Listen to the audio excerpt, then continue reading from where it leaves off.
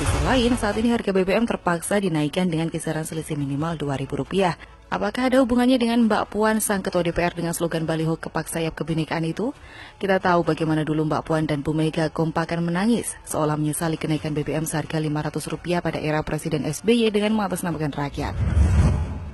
Artinya, insya Allah tahun 2024 akan ada lagi kepala daerah perempuan, menteri perempuan, presiden perempuan juga akan ada lagi insya Allah.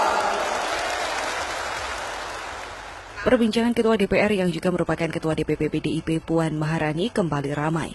Bukan apa-apa masalahnya.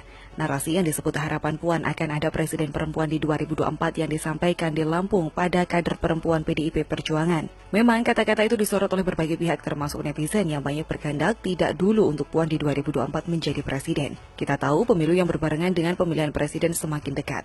Poros politik mulai terbentuk walaupun belum semuanya. Koalisi Indonesia Bersatu atau KIB yang beranggotakan Partai Golkar, PAN, dan PKS merupakan poros yang berdiri paling awal lebih dari satu partai. Kemudian Partai Gerindra dan PKB yang menamakan diri sebagai Koalisi Kebangkitan Indonesia Raya hampir pasti menjagokan Prabowo jadi capres. Kemudian poros PDIP yang merupakan satu-satunya partai yang bisa mengusung pasangan capres dan cawapres sendiri. Partai Banteng Moncong Putih ini dikenal mempunyai kader yang mumpuni dan layak jadi capres, seperti Ganjar Pranowo, Puan Maharani, dan Tri Risma hari ini. Sampai saat ini, PDIP belum memutuskan siapa capres yang akan mereka usung. Ganjar Pranowo yang sekarang menjabat Gubernur Jawa Tengah merupakan kader PDIP yang mempunyai elektabilitas paling tinggi. Hasil survei sering menempatkan Ganjar Pranowo sebagai kandidat capres paling tinggi elektabilitasnya, mengalahkan Prabowo Subianto dan Anies Baswedan.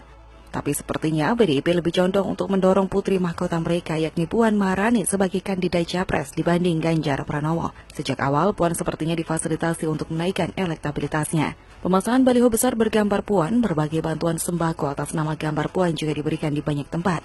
Sayang, waktu itu elektabilitas dan popularitas Puan Maharani walaupun menjabat Ketua DPR masih sangat rendah, masih di bawah 2%.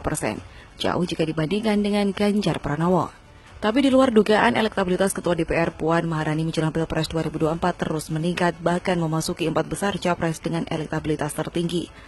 Dulu banyak pihak yang pesimis elektabilitas Puan akan naik signifikan, karena selama ini Puan jarang go publik dan jarang berbaur dengan masyarakat. Elektabilitas Puan yang naik signifikan ini diketahui berdasarkan hasil survei Kelompok Kajian dan Diskusi Opini Publik Indonesia atau Kedai Kopi. Survei itu digelar pada 3 hingga 18 Agustus 2022 dengan metode face-to-face interview. Puan Maharani berada di urutan tertinggi keempat meraih elektabilitas sebesar 9,6%.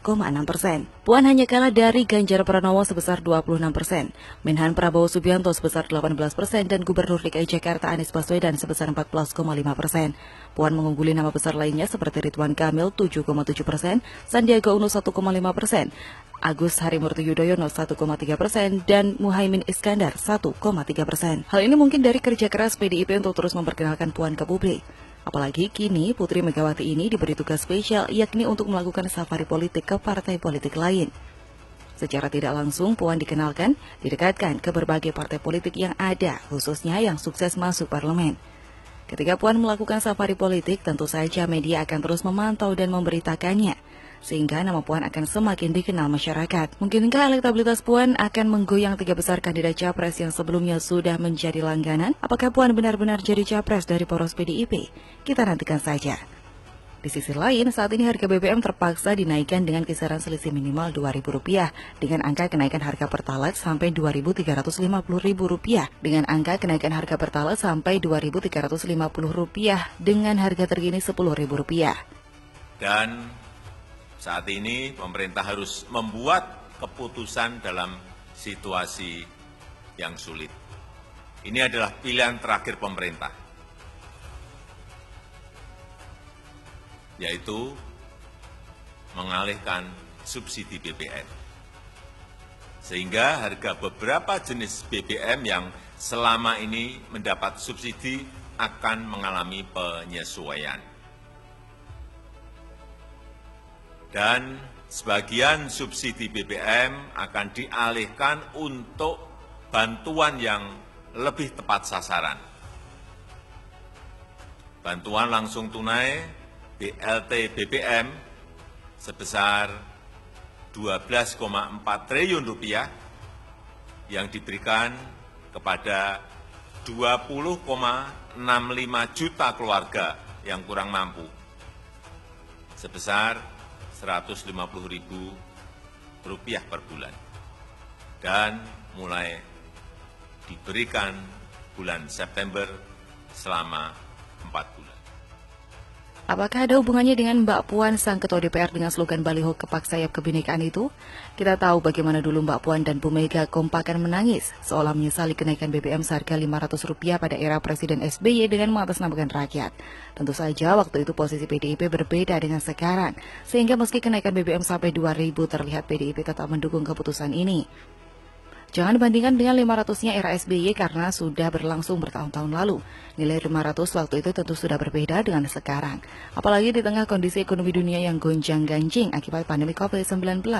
Mungkin pada zaman SBY kalau terjadi pandemi, kenaikan BBM bisa menembus angka Rp1.500 atau Rp2.000.